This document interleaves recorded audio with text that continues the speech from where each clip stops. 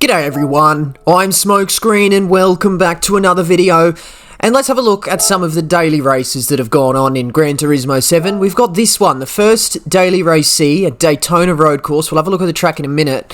First thing we're going to look at is the top 10 times to see that the best times there are 139s, 140s, and most of them are in the Audi R8. A couple of RX Visions in there.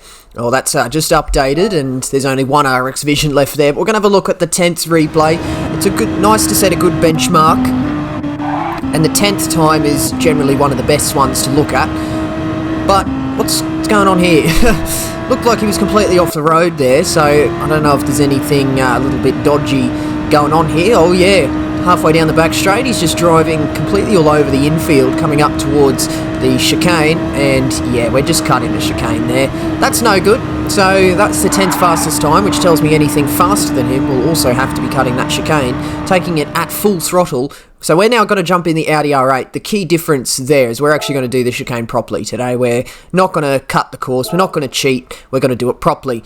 But we have to prepare this car for racing, so off to the tuning shop we go, and we have to purchase the power restrictor and the ballast to make sure that we can adjust those when we're doing the tune, because we have a limited horsepower figure. We have to make sure we buy the customizable racing transmission, and while we're here I'm going to purchase all the tyres for this car. We obviously don't need the wet tyres for the racing today, but just while we're at the tuning shop in the Audi R8, I'm just going to buy them all, get those big costs out of the way, because they're quite expensive, $38,000 for the tyres. But because this car is limited to Group 3, there's actually a fairly, everything is fairly limited in the tuning shop. There's not much you can buy. But we're going to put a tune on the car, and this is the tune I was using, a tune by Digit Gaming, so you can check out his channel, link down in the description, or you can click the card to go and have a look on the top of this video. But this was Digit's tune, it was a very good tune, so he sort of gave us the transmission and all the settings, and that's what we're using today.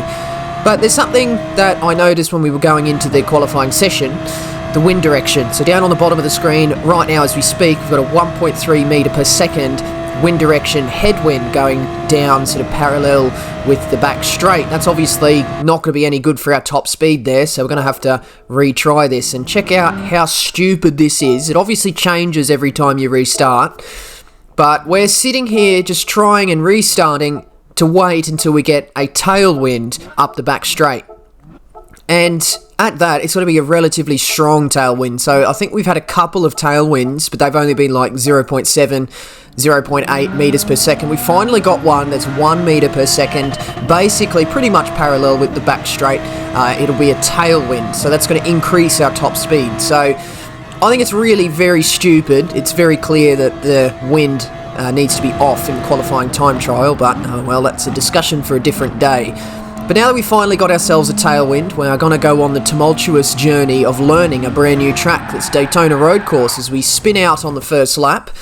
Absolutely beautiful. So we're clearly going to have to find some proper braking points and just watch where we actually have to be really, really careful on the throttle. That's the first lap of 56.2. That's no good.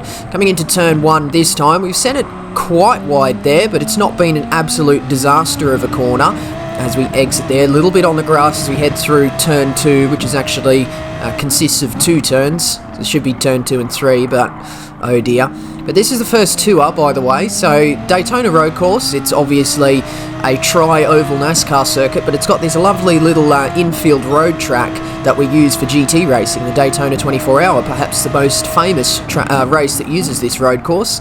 It's basically pretty much the entire oval, except there's a cut-in, and then we have this little infield section, which is basically 4 hairpins as my ghost spins off into oblivion.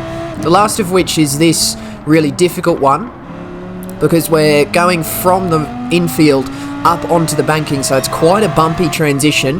Couple of bumps along there. We'll fast forward down here towards the chicane that's now installed on the back straight to reduce some speeds and reduce some danger when we're driving these cars. We send it a little bit wide and actually cut that last part, so that even though it looked like we cut the chicane there, we've definitely lost time because I couldn't get on the power, and that's the first lap. I would say that's the first successful lap of a 1:47.2. As we exit the chicane on this lap here, we spin out. So now we're going to see just how difficult some of the physics in this game have become. We're obviously driving the Audi R8, which is you know, not the most stable car, but it's actually not too bad with digits tuned on there. We run slightly wide through turn 1, and because there's only one set of penalty gates just before the finish line, every time you get a penalty, your following lap is also ruined. So that lap was ruined. We also spun out at the chicane again, and we've gone onto the infield.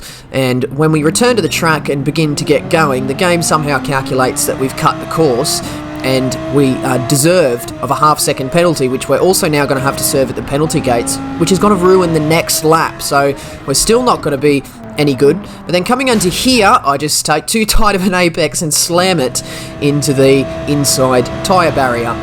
But we finally got on this lap here. We're about a 10th up coming into the chicane. This is the 7th lap. And as we head through the chicane, we get the car turned and we meet all 4 apexes of that little bus stop chicane. And look how much time we gained on the exit. I knew we cut the corner last time, but we took it properly. And look how much more time we gained because we were able to get onto the power earlier. We come across the line with nearly 7.5 tenths gain for a 146.5. We're going to take you on this lap, which was eventually, after about an hour, my fastest lap of the race. So coming into turn 1 here, there's like a little thing sticking off the barrier just above where that right-hand quarter marker was. That's your braking point there. And just turn in gently and try and get on the power on the exit. You can take this little chicane flat out. That's turn 2 and 3 technically, but just counts as turn 2. And then braking just as the there's a secondary little part of the course. There's like an earlier hairpin on the inside. I was just braking pretty much as that started on the right-hand side of the screen for turn 3. We're going to head up this middle straight with a kink halfway through. Turn 4, you can take it flat out. Looking on the left-hand side, braking just after the dark patch of tarmac that's on the extra part of the track on the left-hand side. And this is a really oddly shaped corner. It's shaped like a bit like turn 5 at Maggiore. It's got a couple of kinks on the entries and the exit, and then braking just before the change in the colour on the barrier on the left for this last hairpin out onto the back straight. Try and get on the power. We got out in first gear that time to try and get a better launch out onto the straight. Keep it to the inside of the turn, and then braking halfway between the number 2 and the number 1 board, hanging up on the wall just before the chicane, and just get all over these yellow curbs. And yeah, you can cut that, but we've decided not to. And as we're exiting there, it's ultimately going to only be about 1.5 tenth improvement for a 144.8. But that was actually quite a decent lap, a decent non-shortcut lap there. We didn't want to cut the chicane and sort of label ourselves a cheater. We're going to do it properly, and that's all we needed to do. As you can see, as we start this first race here, we are on pole position. So anything basically in the 44s is a decent lap for a non-shortcut lap, and then anything in the 43s is your ultimate alien time. But we pretty much drove away here. You can see we're 2 seconds ahead of the guy in second now, but we make this mistake on the start of lap 3 and we go really wide at turn 1, and that's gonna just make sure that everyone behind is gonna close that gap. And we got this D-Rambone guy who's currently in our slipstream right now, about 6 tenths behind, which obviously is not ideal, so he's going to have slipstream all the way down these long straights here. And as we come into turn 1, we'll see what that gap is equalised as we meet this first apex. Is about 2 tenths behind, so he's gained a few tenths in the slipstream. The slipstream in Gran Turismo 7 not being as strong as Gran Turismo Sport, but then this is the next time at the end of the straight. He's half a second behind, and as we're braking into this turn 1, we're going to take a wide entry, and then all of a sudden I hear a bang, and there's a car behind that's been clattered into the pit wall, and I think there was some contact with us as well. The last time I checked, the gap was half a second, and then all of a sudden he's on my left-hand side, so we're going to have to check that replay out. We fly into the pits at the end of lap 5 for a new set of tyres and a lick of fuel. Is that right? A lick of fuel? You're probably a splash of fuel. It's probably more what I meant to say. And we've come out with this guy behind, and he's going to be right behind us. In fact, we haven't been able to gap him through the infield section there. We've actually run quite wide coming out of turn 6, and we've hit the barrier on the transition, and that's going to mean that Audi driver is going to go all the way past, but at least we're going to have the slipstream. As you can see, we'll be gaining by the end of that straight, but it's not going to count for anything, because the Audi's going to absolutely bin it on the exit of the chicane, just take him to the grass, and the grass is a bit bumpy and can throw your car off balance. We were in third then, and the 2 leaders went into the pits, and on the exit here, we equalise out into the lead, 1.7 seconds, and that was the race. We finished that one in first position, however, with that little blemish of accidentally edging that driver into the pit wall on the inside of turn 1. So we're obviously going to have to look at this incident and just see if I did actually anything wrong, because I obviously wanted to own up for the mistake if it was me. As we dive in here, the Lamborghini comes from quite far back, but then he's made the contact I think maybe I've hit the brakes a little bit early and maybe he's gone a little bit late, and that's created quite a big difference in time when we both got on the brakes. But as you can see there, he's definitely sort of on the inside. He's got more than half of the car up the inside there, and I've just come down to try and take the later apex to get a better run out of the corner, and the Lamborghini's all of a sudden there. So it looks as though I basically just didn't have enough awareness. He came from a long way back. Absolutely, he wasn't alongside by any stretch of the imagination when we hit the brakes, but I guess by the time the contact was made, yeah, he was definitely ahead. So I was flicking and playing with my fuel maps there, so if I had the radar up, I probably would have seen the dive bomb incoming, but I think, unfortunately for me, that's probably more on my shoulders than his. This was the next race, straight off the start. We've almost broken the slipstream straight off the start. A little bit of a wobble as we come into turn 1.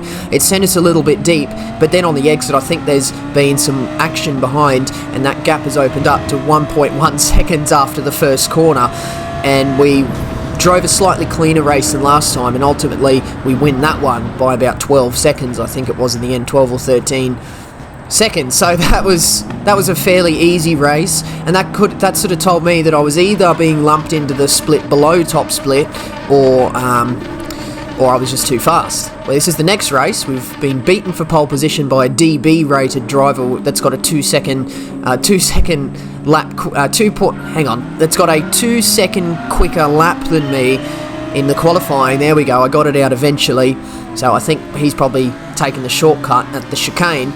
But we're going to let the entire field pass here, because that previous race was obviously quite an easy victory there. We basically just drove off in the lead for 20 minutes or so.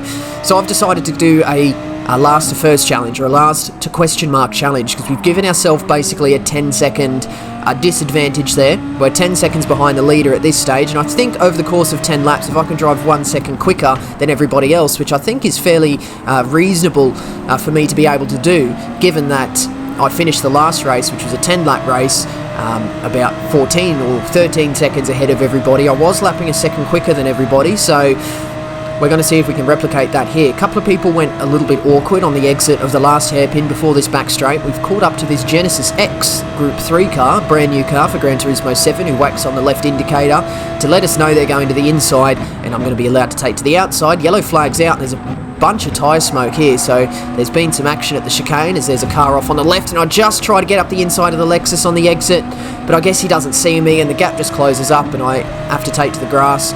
I think that was probably more my fault than that one, because I launched it into a gap that didn't really exist. I sort of didn't account for the fact that the Lexus may not have seen me coming, and we got ourselves a 1 second penalty that we've had to serve. So by the end of the first lap, we're actually in a worse off position now, 12.5 seconds off the leader instead of the 10 that we were at the start of lap 1. So it's not going too well at this particular stage, but we get through turn 1. Oh, there's more shenanigans on the exit of turn 1. Someone on the grass, puff of tyre smoke, following a car as they recover from a spin, I'm assuming, and there's a big gaggle of cars going through turn 3 as we speak. A Mazda with a penalty off on the outside, a 2 second penalty they're going to have to serve on the back straight. Heading up this narrow section on the middle straight now. They're looking to go 3 abreast coming into the kink. That's not going to work out through here, as it's pretty much going to be a single or double file as the Mazda gets shuffled on the outside by one of the 2 cars ahead, and they come back across and exit stage left. We get up the inside of the Lexus on the exit as well, and we have the slipstream of this Genesis X again. So we're back behind the Genesis. Let's see what he does this time, or what they do. Oh, there's another person that's binned it on the exit of turn 6, just not quite getting to grips with the car over the couple of bumps that characterise the transition between the infield and the banking. But nevertheless, back in the slipstream of the Genesis, and he whacks on the left indicator once again. He loves a bit of cheeky indicator action. I can definitely get behind that as we go around the outside. He is going to have the inside for the chicane, but thankfully there's still a little bit more straight to go as we commit to the braking for this little bus stop. Make sure we get all over the curbs here, carry the speed in, get the car rotated to meet the last 2, and then try and get a nice straight exit over the top of the last curb, and that is us up into 5th. Somebody bins it on the inside wall and quits, so that's us up into 4th at this stage now. Now the yellow flag's out, so I'm not sure what's happened here. We've got a lovely friend by the name of 420.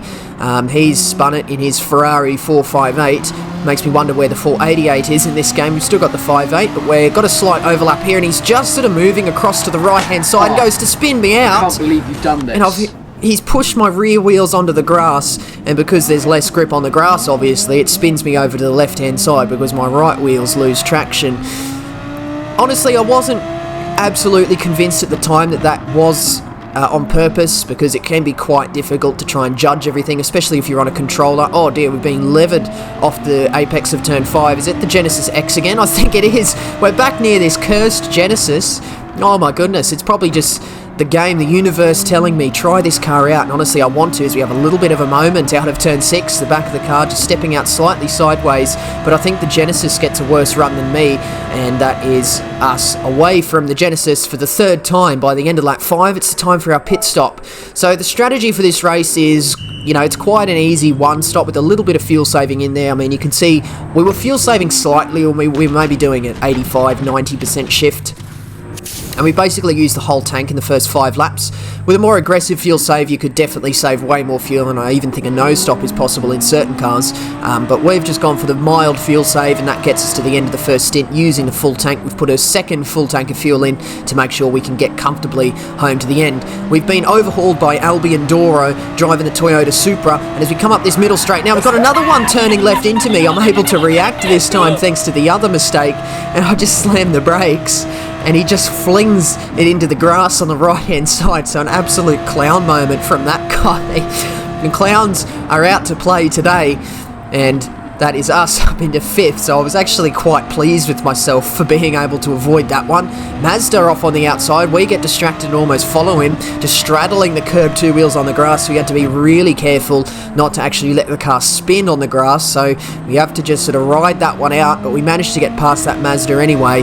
And that is us up into 4th in our own little pocket of air.